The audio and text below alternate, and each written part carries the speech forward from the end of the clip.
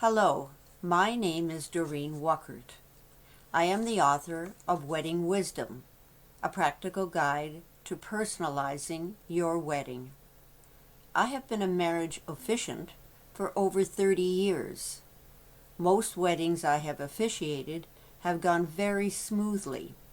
However, of the hundreds of weddings I have solemnized, there have been exceptions that were tense, unusual, surprising, tear-jerking, or plain old quirky.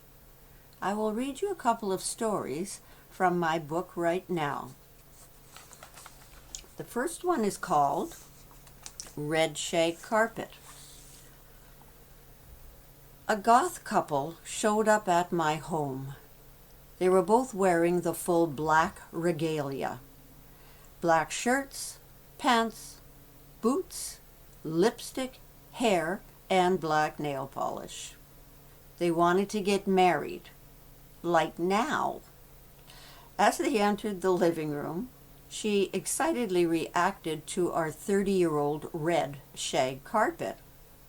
How retro! I told them they would need a marriage license and sent them off to obtain one. They waited the legal 24 hours and were back at my house. Although impulsive, they were serious about getting married. However, they did not have the required 2 witnesses. My husband Grant and a next-door neighbor acted as their witnesses. After the ceremony, they insisted on having their photos taken on our retro red shag carpet, lying on their backs, side by side, with arms across their chests. My husband jumped up on the couch to take photos from above. They looked like corpses lying motionless, all in black. Until death do they part? The second reading is called Buzz What?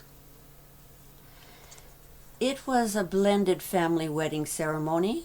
The bride-to-be was marrying for a second time. She had a son who was about 8 years old. I met the couple in advance, but not the son. During the ceremony, the groom would get down on his knee and tell the boy how much he was looking forward to being his new dad. The couple wanted to include the boy as much as possible.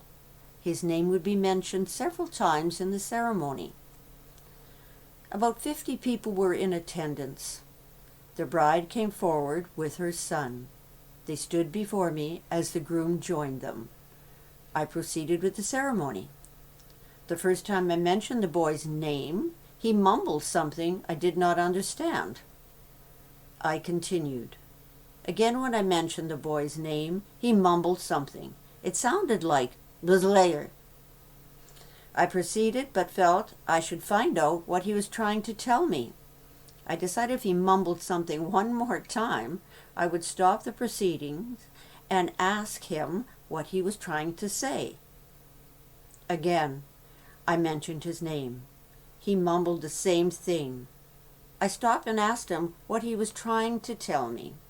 His mother said he is saying Buzz Lightyear. He wants to be called Buzz Lightyear from the Toy Story movie. At the time, I never heard of the movie. Okay, then, I thought, whatever. Be flexible, Doreen. Thankfully, I did not have to use his name again. However, the groom still had to get down on his knee and speak to the boy about being his new father. He started out, saying the boy's name. The boy interrupted, much louder this time, Buzz Lightyear.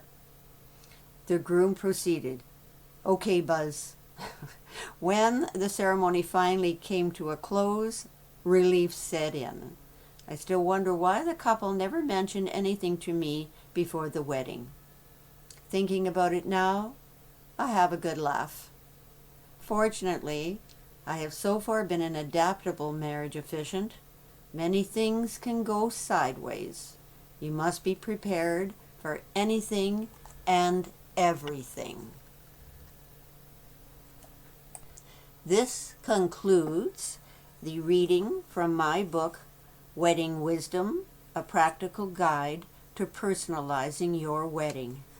If you find these anecdotes amusing or interesting, please pick up my book at Amazon Kindle, Google Play, Apple Books, Barnes & Noble, Friesen Press, or contact me through my website, weddingwisdombook.com.